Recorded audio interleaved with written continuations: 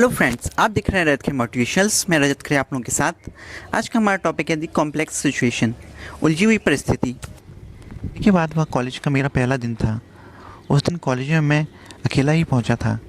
मुझे लगा था कि आज मैं जल्दी आ गया हूँ, आखिर आज कॉलेज का पहला दिन ही तो है। थोड़ा बहुत आलस तो सबको ही आ रहा होगा। मैं क्लास में जाकर के बैठ गया।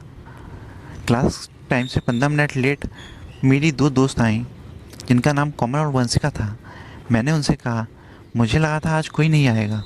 उन्होंने स्वीट से स्माइल देते हुए कहा, जब तू आया है तो हम क्यों नहीं आते।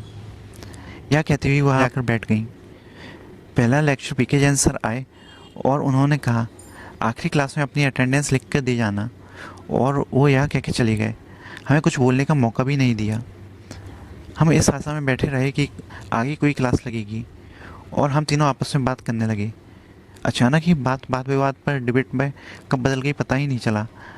कोमल का कहना था कि लड़कियों की लाइफ में प्रॉब्लम्स बहुत फेस करनी पड़ती है, लड़कों को तो घर की तरफ से कोई टेंशन कोई प्रॉब्लम ही नहीं होती। मैंने तुरंत वंशिका से पूछा, तुझे क्या प्रॉब्लम है। वंशिका बोली, प्रॉब्लम हो तो मेरे दुश्मनों को, मुझे क्या प्रॉब्लम। मैंने कोमल से कहा, देखा लाइफ में प्रॉब्लम्स तो सबको होती है, लेकिन सबको फेस करने का तरीका अपना अलग अलग होता है। कोमल बोली, छोड़ तू नहीं समझेगा। वंशिका बोली, मुझे तो भूख लग रही है, मैं तो कुछ खाने जा रही हूँ, तुम दोनों से कोई मेरे साथ आएगा।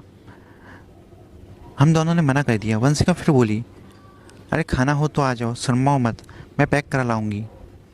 हम दोनों ने फिर मना कर दिया। कोमल का मुंह लटक गया था और उदास हो गई थी। मैंने कहा, वंशिका की याद आ रही है क्या। उसने कहा, तू मुझसे बात नहीं कर, और उदास होकर शांत बैठ गई। मैंने कहा, सॉरी यार, अगर मेरी कोई बात बुरी लगी हो तो। कोमल कुछ नहीं बोली। मैंने कहा, कुछ तो बोल, अपनी प्रॉब्लम शेयर कर, शायद प्रॉब्लम का सॉल्यूशन निकल आए। फिर थोड़ी देर बाद कोमल दुखी आवाज़ में बोली, आज मुझे मेरी मम्मी ने डांटा, जबकि मेरी कोई गलती नहीं थी, और मुझे बुरा भला कहने लगी, वो भी मेरी छोटी बहन के सामने। मैंने कहा, तो क्या हुआ, पेरेंट्स नहीं तो बच्चों को कौन डांटेगा। मुझे भी कभी कभी बिना गलती के ही डांट पड़ जाती है। अचानक से वह यह कह के रोने लगी। तभी मैंने कहा था, तू नहीं समझेगा। मैंने कोमल से कहा, रो नहीं, मुझे बताओ क्या बात है, अच्छा लगेगा और मन भी हल्का हो जाएगा। लेकिन कोमल शांत होने की जगह और ज़ोरों से रोने लगी और आंसू की धार लग गई। अब सिर्फ मुझे कोमल का रोता हुआ चेहरा ही दिखाई दे रहा था, लेकिन वह क्या बोल रही है कुछ भी नहीं सुनाई दे रहा था, क्योंकि मैं अब घबरा गया था। क्योंकि एक तो अकेली लड़की, वो भी मेरे साथ, ज़ोरों से रोती हुई, खाली क्लास में और कैमरे के सामने। अगर कोई सर वगैरह आए तो क्या सोचेंगे। और भी कई सवाल जवाब मेरे मन में आने लगे। मुझे मेरी दोस्त को शांत कराना चाहिए, लेकिन कैसे, मैं क्या करूं। क्या मैं उसके आंसू पहुंचूं। फिर मन में आया, नहीं, अभी वो वैसे भी उसका मूड ऑफ है, अभी वो कुछ भी उल्टा कह सकती है। फिर मैंने सोचा हैंकी दे दूं, लेकिन फिर दिमाग में आया, नहीं, अरे हैंकी तो उसके पास भी होगा। फिर आखिर में मेरा दिमाग चला। मैंने अपनी बैग से पानी की बोतल निकाली और बोतल का कैप खोलकर उससे कहा, लो पानी पी लो, चुप हो जाओ, आंसू पोंछ लो, वंशिका आएगी तो क्या सोचेगी। तब जाकर के कोमल ने अपने आंसू पोंछे और पानी पिया। कोमल के पानी पीने के बाद मैंने बोतल का कैप लगाया और उसे कहा, आंखें बंद करके हेड डाउन कर लो, और अगर नींद आ जाए तो थोड़ी देर सो लो, अच्छा लगेगा। कोमल ने वैसा ही किया जैसा कि मैंने कहा था।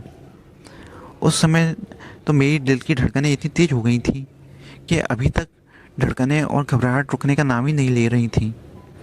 वंशिका भी पता नहीं क्या खाने गई थी कि 1 घंटे बाद लौटी और आते ही चिल्लाकर बोली, क्या हुआ, इतनी शांति क्यों है भाई।